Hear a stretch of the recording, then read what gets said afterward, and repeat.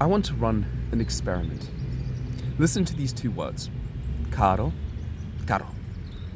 Now, I want you to write down somewhere which you think is Spanish and which you think is Italian. Perhaps the distinction didn't come across very clearly due to the recording equipment, so I apologize for that. But maybe let's try another comparison between Italian and Spanish. And now I want you to pay a lot of attention to the rhotic consonant, the R. Compare voglio vederlo domani to quiero verlo mañana.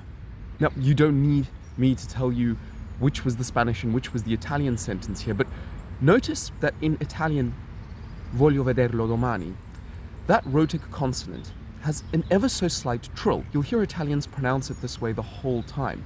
There's this ever so slight vibration of the tongue before it moves on to the lateral L. So between R and L, we see this almost trill quality in Italian. And sure enough, this is something that occurs in Spanish in the same context. Quiero verlo mañana.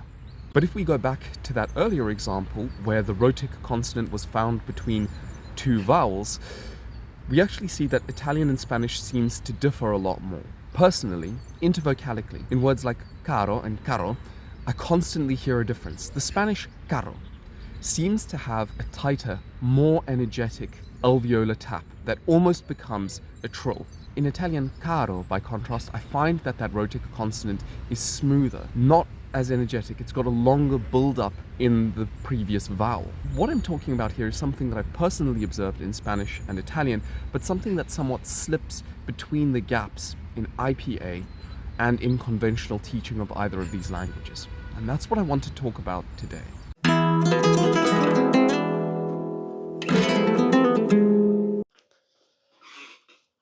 Pardon the change of scenery, but I've opted to continue this video inside due to bad weather outside.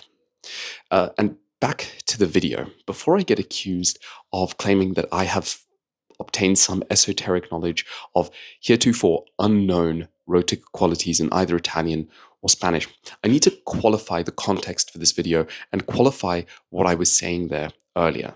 So first you might be asking, why on earth am I so concerned about how R is pronounced in Italian and Spanish? And the simple answer is that, as you will have known if you've watched some of our previous videos, I've been living in Italy for a while, and yet I've had my fair share of difficulties with pronouncing the language, which seems strange. I find Italian pronunciation deceptively difficult because on face value it should be a lot like Spanish.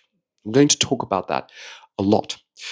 Most recently, the challenge that I've become aware of is that the way I pronounce the Italian intervocalic alveolar tap, that R in caro, remains rather Spanish in its articulation. And I somehow can't quite get rid of this instance of language transference from Spanish to Italian. It irks me a lot. It's quite literally become, for me, a pain in the R's. But let me quickly outline what consonant qualities we're actually talking about here. So let's start with Spanish. And of course, when I talk about Spanish, there's a standard kind of Spanish I'm thinking of here. I'm thinking of the Spanish that you might hear from someone who is providing a news broadcast or a television broadcast from Madrid. I understand that Spanish has a bewildering and wonderful variety of pronunciations and accents across the many countries that speak it, but I have to simplify things to illustrate my point today. Likewise with Italian, I'm of course speaking about standard Italian, as you would probably find in a movie dub, for example. In Spanish, there are two rhotic qualities. The first is what we call the voiced alveolar tap. It's represented with this symbol, and it's what we saw earlier in caro. It's voiced because you vibrate your vocal cords when saying it. It's alveolar because you use, for articulation, the alveolar ridge. That's that ridge that's just behind your teeth. And it's a tap because you literally just tap the tongue against that ridge when you pronounce it. So go r for me, and you'll get an idea of what I'm talking about. Caro, perro. If you've noticed something strange about how I said that, we'll get back there in a moment. Then, of course, we have the voiced alveolar trill. It's the same as the tap, but through means of vibration and repetitive taps, it's articulated differently from the tap. That's that famous double R sound that we find in words like perro, caro, borracho. It's an iconic feature of Spanish phonology. Now, where do these appear? Well, both of them can appear in intervocalic contexts, and in fact, they exist in those contexts in what we call phonemic distribution. It's a fascinating topic, and I recommend you look up the Wikipedia article for that to understand more. But to keep it simple, it's essentially what makes a difference in meaning between perro and perro.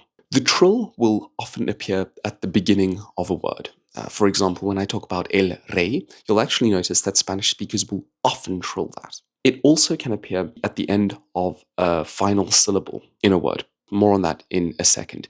The tap appears after word initial consonants like tres or frío. Just to remind you before we move on, tap is transcribed in IPA as this, and the trill is transcribed in IPA as this. It's important to understand that in the syllable final position, either of those can occur, even though they might be transcribed in IPA as just being the tap. You'll notice that Spanish speakers will often say something like hablar, either as hablar with just the alveolar tap, or more like hablar with a trill with maybe 2 or even slightly more contacts to the alveolar ridge. Listen to Linguriosa speak Spanish, and you will notice that she actually does this quite a lot.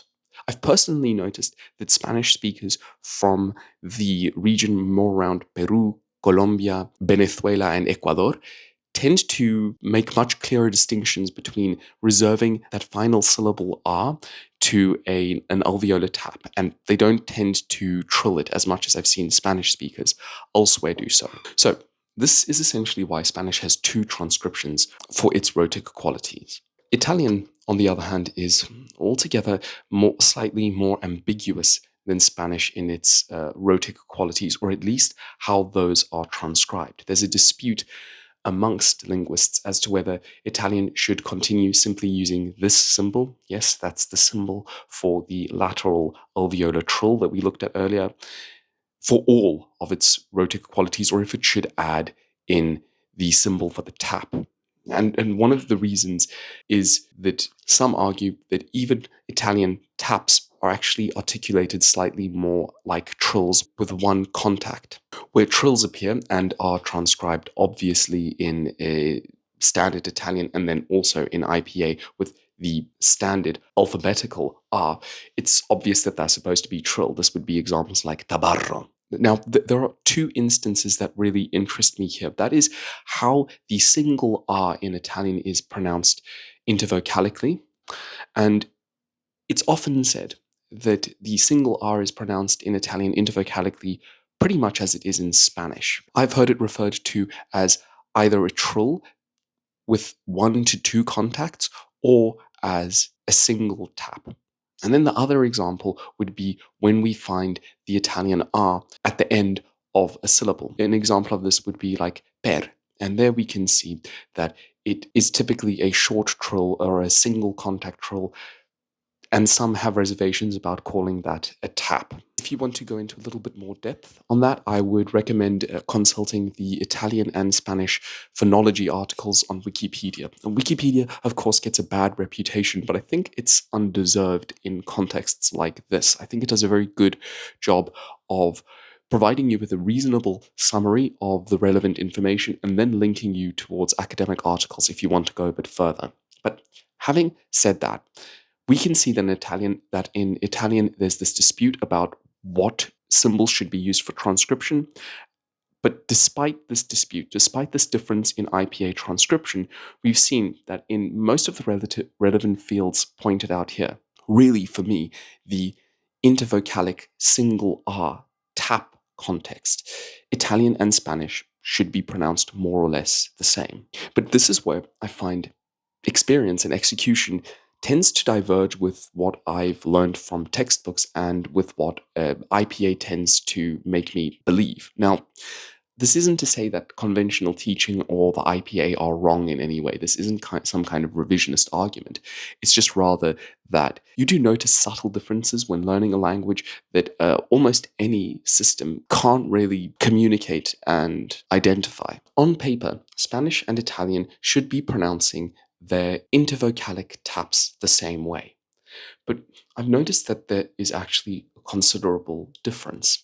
You see, in real Spanish speech, I find that intervocalic voiced alveolar tap is often pronounced with multiple contacts on the alveolar ridge. For example, caro is often not pronounced simply with a tap. It's clearly distinct from the longer carro, but you'll often hear Spanish speakers say something like caro with something that sounds almost like two taps.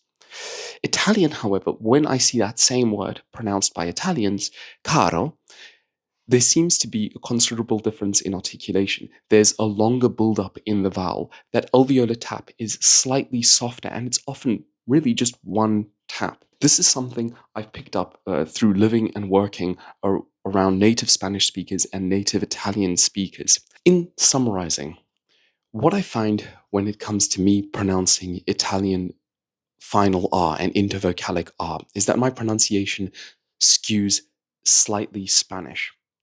But I'm also finding that the way Italians themselves tend to pronounce those R's, especially if they speak in Italian that's more like the sort of Italian you would find in a movie dub or in a Rai broadcast, they're pronouncing those R's much more softly without the sort of trill quality that both IPA transcriptions and a lot of explanations of Italian phonology I have found would lead me to believe.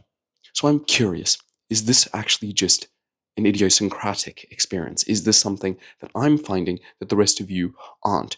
Do you also notice that there's this softer quality to Italian voiced alveolar taps than there is in Spanish? Is Spanish moving towards an increase of trills in its articulation?